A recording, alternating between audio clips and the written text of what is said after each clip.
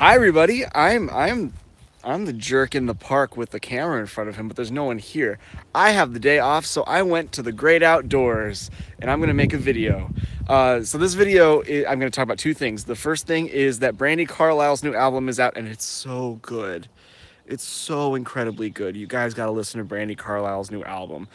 The second thing is that I have a story that I'm going to tell you, and it's like one of those like little parable kind of stories that a friend of mine, his name is Eric, used to tell me back when I was a Focus missionary. The story goes like this. Once upon a time there was a poet, and the poet was invited to a poetry contest. So the poetry contestants, the way it worked is you would go into like the amphitheater. They told you the theme upon which you have to write your poem. Everyone was given 1 hour to write the poem based on that theme, and then you had to turn in your poem, and then you would be judged, and the awards would come out that night.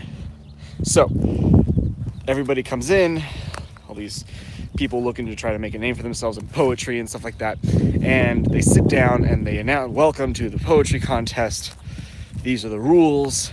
You have 1 hour to finish a poem based on this topic." And the topic is the wedding feast at Cana. So the wedding feast at Cana, where Jesus turned water into wine. Good luck, go. So everybody starts going. They have 1 hour to make a poem about the wedding feast at Cana.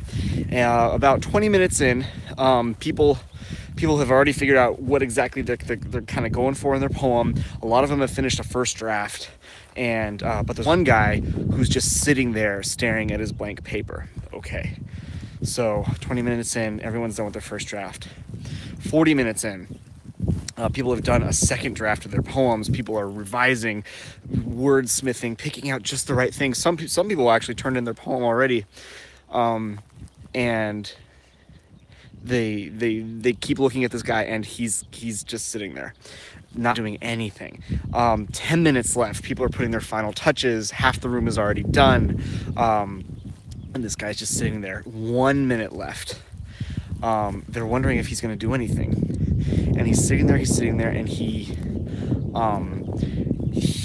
they start counting down, like the 10 seconds. 9, 8. You have to have your poem up to the front by the end. 7, 6, 5. He grabs a pencil. He scribbles a sentence, and runs up to the front of the room and turns in his poem.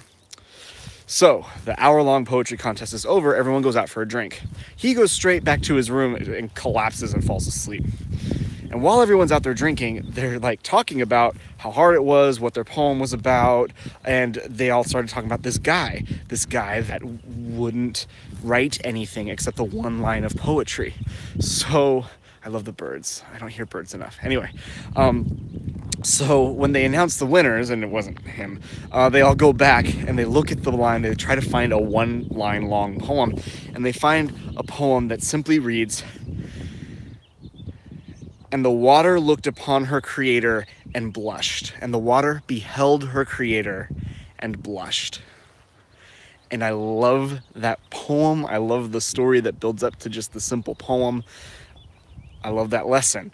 The water looked upon her creator and blushed. So it's kind of basic, but a lot of really, really good work in the Christian life is just beholding your creator and letting that change you, whether through bashfulness, like blushing if you're water, or courage or freedom that it gives you, conviction that it gives you, is beholding your creator and blushing, letting it affect you.